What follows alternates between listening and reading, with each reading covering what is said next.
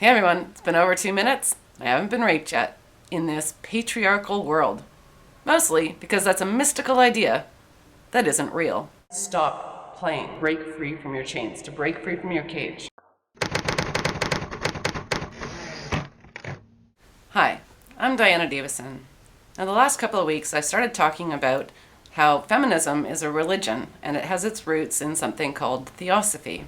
Now if you don't know what theosophy is, relax, it's okay, because theosophy has now morphed into New Age spirituality, and I'm pretty sure you've all seen that in the world around you. It is the new religion. Now, one of the points I was making is that feminism and the suffragettes, go back to first wave feminism, the one that feminists go back to whenever you start questioning their religion, they'll say that it was just about equality and that it was about getting the vote. And I showed that the founding feminists from first wave, the suffragettes, were mostly connected to theosophy. And what was happening at the time was that religion was being separated from politics, and religion or spirituality was kind of the domain of women. So they felt disenfranchised. And what they've done is try to promote spiritual ideas about masculinity and femininity in the political arena.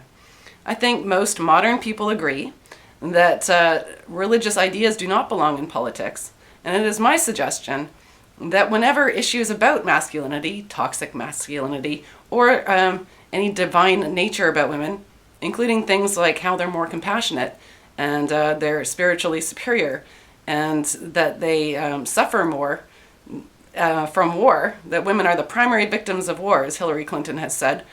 Now, a statement like that is just outright absurd. It only makes sense if you follow the spiritual idea that women are, more spiritual and are affected in an emotional body kind of way by war, where men just plain physically die. So, how do these ideas get accepted as normal? Well, one of the things that theosophy used to do is pamphleteering. So they, in order to improve reception to their ideas, they were very big into the publishing industry. And they created all kinds of magazines and booklets and pamphlets that they would distribute around society. And then it worked. They got more and more members flooding in who were attached to some of the spiritual ideas that were promoted in their framework that they put onto the world. And eventually, these ideas that they were selling became a sort of common knowledge, that you could say things like that, women are spiritually superior, and people just go, yes, that's an understanding I have. So to prove to you that ideas promoted by feminism are spiritual in nature, I'm going to this week look at ideas about masculinity and femininity and show you how those come from the occult. Through the evolutionary process, which was also a spiritual process, individuals would come to embody both masculine and feminine to take on the true image and likeness of God, the divine prototype, the Father-Mother. This was the inner meaning, the esotericism of the women's movement. The suffrage movement was the surface ripple of a great race undercurrent, the primal force feminine, pushing and forcing its way to the surface to take its turn in the objective life of the race. Virtually all the themes theosophists were to exploit politically are present here. The simultaneous emphasis on both the sameness and difference of the sexes, the integration of science and spirituality into a religio-eugenic vision, the refiguring of the divine as father-mother, the power of the divine feminine, and the gesture towards a more spiritual new age in which women would play their proper role in the objective life of the race. So theosophy and Hermeticism, they believe that the human race is evolving in root races, and that the rise of the male spiritually in the world into a position of dominance is one of the obstacles to overcome for the ascension of the human race into a more spiritual, enlightened form. So this push to raise up women and to promote women's spirituality and infuse it into the culture is a spiritual desire to help the human race move to the next root race and to evolve so that we're not stuck in our mundane bodies in the current state anymore. Our culture has had a long heritage of associating the feminine principle with what it means to be female, and the masculine principle with what it means to be male. As a result, both men and women have traditionally been locked into rigid, culturally defined gender roles that have not been helpful for anyone who wishes to live a more meaningful, creative, and soul-making life. So for those of you who find it really annoying when feminists say that men need to promote their feminine side, to bring out their feminine side, you're not just annoyed because, you're part of the patriarchy. You're annoyed because it's mystical bullcrap. Let's do away with the idea of masculine and feminine principles altogether. By evolving our consciousness to a higher plane, each of us, according to our divine calling, could combine the best of each and rename them life principles.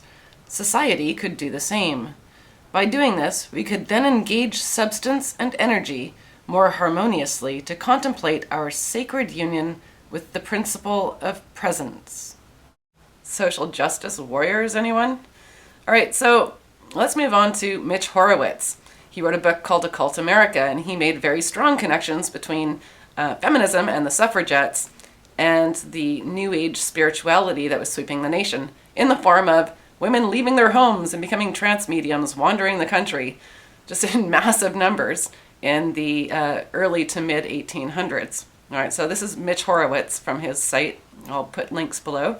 More than any other society, America historically married modern rationality to spiritual innovation. Throughout the country's first century of existence, Freemasons, Transcendentalists, and Spiritualists developed a pastiche of mythical and arcane ideas on American soil, nourishing the young nation's spiritual and intellectual culture. So, do you want to know what happens when spirituality and religion mix with politics? The social opening created by spiritualism encouraged the emergence of a generation of early suffragettes, including the first female presidential candidate, Victoria Woodhull, an avowed trance medium. Woodhull insisted that a guardian spirit in a dream dictated her pioneering congressional testimony on behalf of voting rights in 1871. Feminism, where the message is the medium. All right, I'm going to keep researching this and keep bringing you what I find. And in the meantime, I want to state that I don't have a problem with women voting. I don't have a problem with women participating in politics, but they need to do it in an actual secular way. When you hear all this New Age talk, which you won't necessarily recognize right away because it's become common knowledge, we think that it's factual about women's spirituality and what masculinity and femininity represent, all these things. And the trickiness, even the destruction of those things, look at it skeptically and try to find the religion being brought into your politics. So women, fine, as long as they're secular. Now for the rape joke of the week. I got into an argument with a feminist. Never a good idea. She said we live in a rape culture, women get raped every 2 minutes, and that I was denying her lived experience. So after about 2 minutes of listening to this, who am I to deny it? I raped her.